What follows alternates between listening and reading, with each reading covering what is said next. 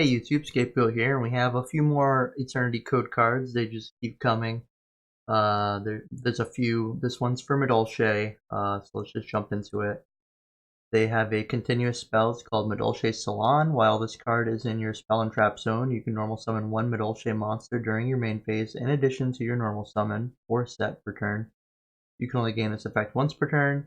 If a madolche card you control or have in your graveyard, except this card, is returned to your hand or shuffled into your deck, you can set one madolche spell or trap directly from your deck to your field, except madolche Salon. You can only use this card's effect once per turn. So this card's pretty good for all the spell and traps that they have. Immediately just thinking of the counter traps that they use, the new trap card that they got, which is pretty much impermanent. Even the field spell or the ticket, if you have lost access to them and need to get one on their turn and then activate it on your turn, stuff like that. But it seems like a pretty okay card. I know back in the day we used double summon to get some additional normal summons out, and I know the deck can pretty much do everything that it can do without a normal summon, but having the additional normal summon is pretty helpful, I would assume, and especially if you get hand trapped. So that's it for that. And then the next card we have is a generic card, very similar to Lost Wind. It's a normal trap card called Titan Inciter. You can only use each effect once per turn. Target one face-up monster your opponent controls that was special summoned from the extra deck. Its attack becomes 0, and if it does, negate its effects. If your opponent special summons a monster or monsters from your extra deck while this card is in your graveyard, except the turn that this card was sent to the graveyard, you can set this card to your field. So Lost Wind's a little better, but the only real benefit I can see from this card is that it's making your opponent's monsters attack 0 as opposed to the half that Lost Wind provides, but Lost Wind has more coverage than this card, so this card kind of seems a little out of place. But that's it for that. So the next card we have is a Witchcrafter card. It's called Witchcrafter Patronus.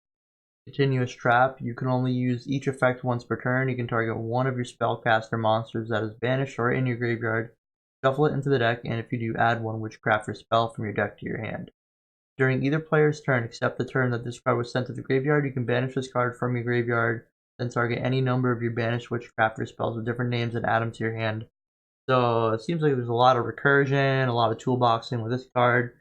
So on paper, it seems good. I don't really know too much about the Witchcrafter deck, but having a Rhoda for cards that you want is pretty good. Look at Engage. And then the other additional effect, the Banish effect, to add all of your banished ones to your hand is pretty cool too. So that's it for that card. And the final card that we have is the Heavy Forward spell card. It's a continuous spell. You can only activate one card with this card's name per turn. When this card's activated, you can add one infinitrack monster from your deck to your hand.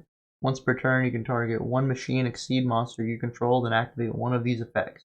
Changes battle position, attach this card as a material.